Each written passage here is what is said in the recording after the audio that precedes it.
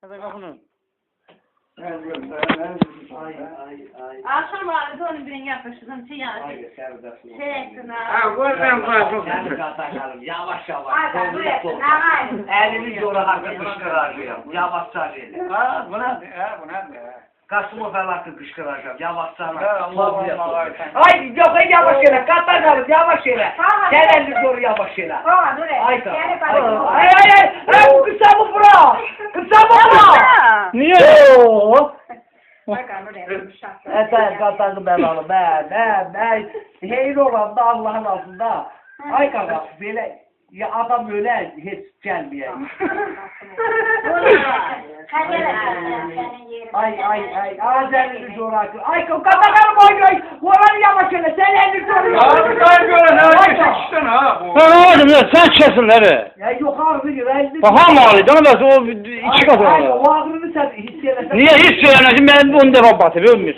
Ha bunu kabanı açsana ha. Ay dede var. Ay gözümü çıkmışım. Bir daha sen elini göreceğim Allah'tan. Ha işte. Ona göre şu ağrıyor. Canım ağrıyor. Ha o biri var bir defa bir de hemen şöyle yağlı. Ağrımayan şey yoktu da. O zaman. Sen hamsi ağrıyor. Sen Hamsi ağrıyor. yavaş sarıyla kartlarını alıp yavaş. O yavaş emeleceğiz. Yavaş yere. İşte özür işte. Benim kartlarını alıp aynen kartlarını alıp. Ay kızlar. Ay kafa.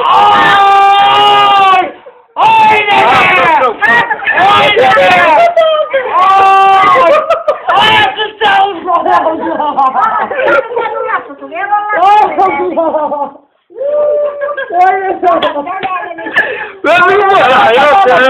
Özür boşalt bıraksın.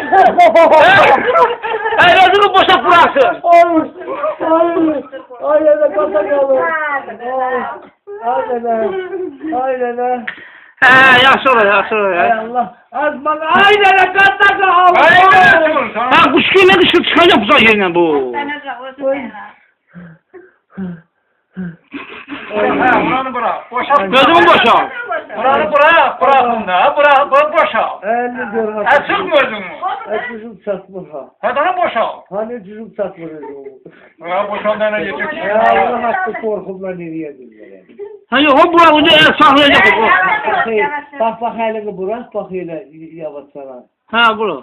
Ha boşalt buranı. Allah hakkı boşalt. Sıkmamışım. Ha derine nefes al. Ha su. Ay Allah. Ay Allah. Göndereceğim de bulup ama. Ay Allah. Ay Allah. Ha o sakit ol. Görsen Farahat'ı yapıştığını. Farahat. Turbaş rayonunda Tamam dedim. Turbaş o torbanı cəhdi. Turbanı qaytarıb aparanda turba yoldaşlıqdan maşından